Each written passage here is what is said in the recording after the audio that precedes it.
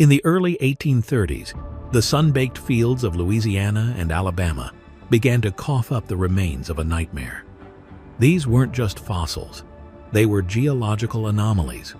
Massive, serpentine vertebrae, some over 18 inches long, were being pulled from the earth in such quantities that locals were using them as andirons in fireplaces or supports for their porches. When these bones finally reached the desk of paleontologist Richard Harlan, he didn't see a whale, he saw a dragon. Based on the sheer length of the skeleton and the terrifying, jagged profile of its teeth, Harlan reached a logical, albeit chilling, conclusion. He had found the king of the reptiles.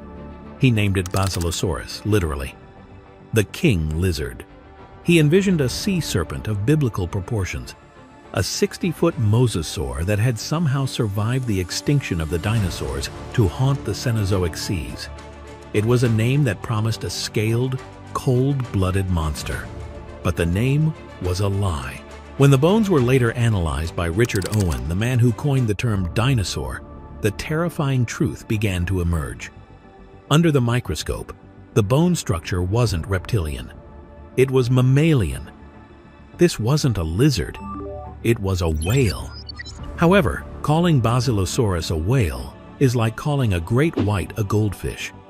It is technically accurate, but it ignores the visceral horror of its design. Nothing about Basilosaurus was normal. It was a mammal that had looked at the torpedo-shaped blueprints of its ancestors and decided to reject them. It was a 60-foot predator that had traded the compact, efficient body of a modern whale for the undulating, slithering anatomy of an eel. It was a creature caught in a biological midlife crisis, a mammal that had returned to the sea but still clung to the vestiges of the land. This is the king lizard that wasn't. Modern whales are built for the deep, for the pressure, for the long-distance endurance of the open ocean. Basilosaurus was built for the kill. It was a nightmare of transitional biology. It had the snout of a wolf, the body of a serpent, and most disturbingly, it still possessed tiny, useless hind legs. It was a sea monster that nature had Frankensteined together from the leftover parts of a dozen different lineages. Today, we go into the archives of dark biology to look past the king lizard myth. We are going to investigate why this slithering giant shouldn't have been possible, why it spent its life haunting the shallows like a ghost, and why, despite its massive bite force and terrifying speed, it was eventually deleted from the ocean's memory. Welcome to the identity crisis of the deep. Welcome to the Basilosaurus. In the world of marine biology, form usually follows function. If you want to survive the crushing pressures of the abyss, you evolve a short, rigid, torpedo-shaped body. You become a living pressure vessel. But Basilosaurus looked at the laws of hydrodynamics and chose to ignore them. Nothing about its anatomy was normal for a whale, in fact. Its body plan was a biological disaster waiting to happen. First, consider the spine. Modern whales, from the orca to the blue whale, are built for power. They have short, dense vertebrae that act like a massive piston, driving their tail flukes through the water with terrifying force. Basilosaurus, however, was stretched to a grotesque degree. It was 60 feet of pure serpentine length, but it was disturbingly thin. It didn't look like a whale. It looked like a mammal trying to be a giant eel. This elongated spine meant that Basilosaurus couldn't move like a modern whale. It didn't use the efficient up and down porpoising motion we see today. Instead, it likely moved with serpentine up and down slither. It was a 60-foot sea serpent made of warm blood and fur. But the true, not normal secret of its anatomy lay inside the bones themselves. In modern deep-diving whales, bones are incredibly dense. They act as ballast, helping the animal sink and resisting the immense pressure of the deep. Basilosaurus went the opposite direction. Its vertebrae were hollow, honeycombed. Worse yet, these hollow cavities weren't filled with marrow or air. They were filled with fluid. From a structural engineering standpoint, This was a catastrophe. Hollow, fluid-filled bones are excellent for buoyancy, but they are useless against pressure.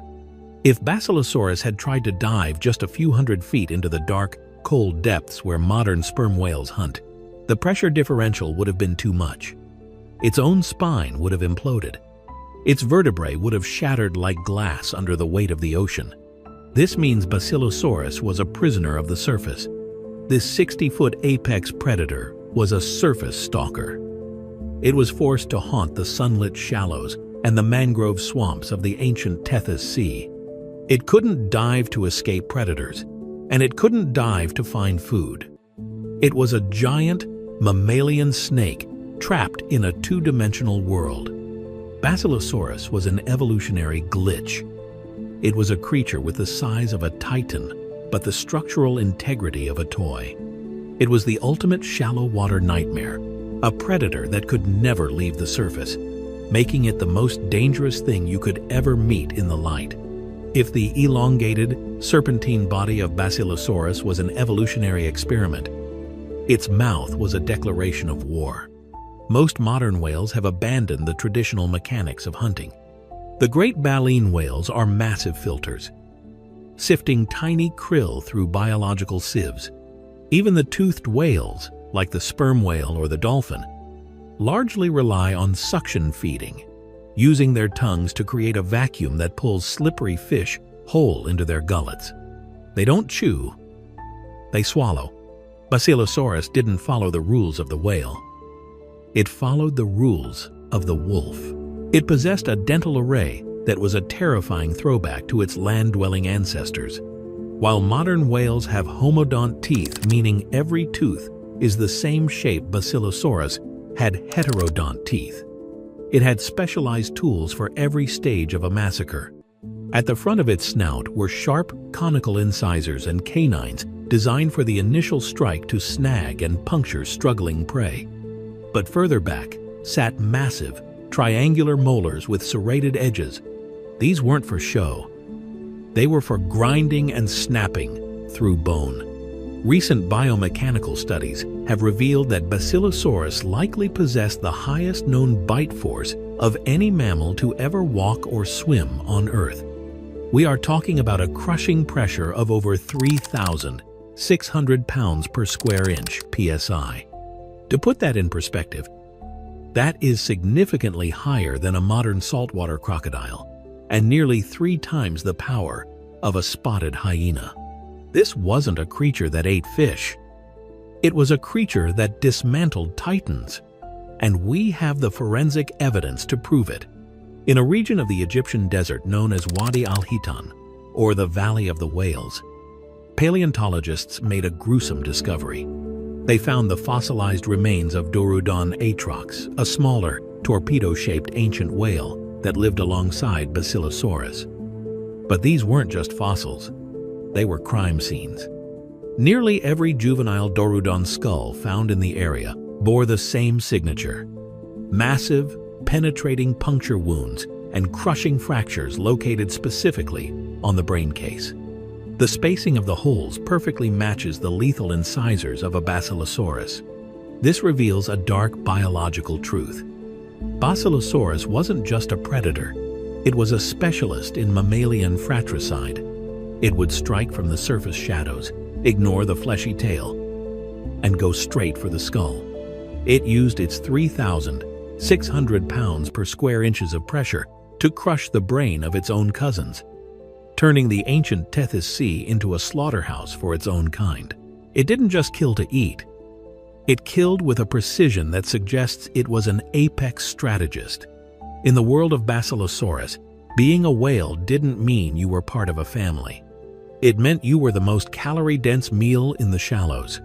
In the final accounting of evolution, power is often a trap. For millions of years, Basilosaurus was the undisputed god of the shallows, a 60-foot slithering nightmare that faced no equal. But as the Eocene gave way to the Oligocene, the planet's thermostat began to drop, and the king lizard found itself on the wrong side of history. Its extinction wasn't a slow fade. It was a total systemic collapse caused by the one thing: its 3,600 600 pounds per square inches bite force couldn't crush. Climate change. The normal whales of our era, the ancestors of the blue whale and the humpback, survived because they were built like tanks. They were compact, efficient, and most importantly, they were insulated. They invested their energy into blubber. This thick layer of fat allowed them to migrate through the freezing, nutrient-rich currents of the poles, opening up a world of unlimited food. Basilosaurus, with its elongated, serpentine body, had too much surface area and not enough volume. It was an eel in a world that was quickly turning into an icebox. It couldn't grow a thick enough layer of blubber to stay warm without losing the very agility that made it a predator. It was a high-performance machine that required a warm, tropical sauna just to keep its engine running. But the real death blow was the Antarctic circumpolar current. As the continents shifted and Antarctica isolated itself, the world's oceans reorganized. The warm, shallow Tethys Sea, the only home Basilosaurus had ever known, began to vanish. The surface stalker was suddenly pushed out into the deep, cold, open ocean. To survive in the new world, whales had to dive deep to follow the shifting shoals of fish and squid. But Basilosaurus was a prisoner of the sunlit zone. If it tried to follow its prey into the darkening depths, its own spine would have imploded. It was a 60-foot sea serpent trapped at the surface of an ocean that was becoming a desert. The sea serpent design was a specialized luxury, and the planet could no longer afford the bill. The winners were the pathetic-looking ones, the small, fat, blubbery whales that could dive deep and stay warm. They weren't kings of the shallows. They were survivors of the deep. By the time the ice caps began to grow, the Basilosaurus had become a ghost. Its slithering, eel-like movement, once a superpower, was now just a drag on its efficiency. Nature deleted the king lizard not because a bigger hammer came along, but because the environment changed the rules of the game. It proved that in the dark theater of biology, it is better to be a flexible peasant than a rigid king. The sea serpent lost. The fat, blubbery torpedoes won. And the ocean fell silent as its most terrifying mammal was scrubbed from the timeline forever. Stay on the boat. Don't look down. For more investigations into the dark, bizarre, and unbelievable side of nature, subscribe to Dark Biology. You will never look at the world the same way again.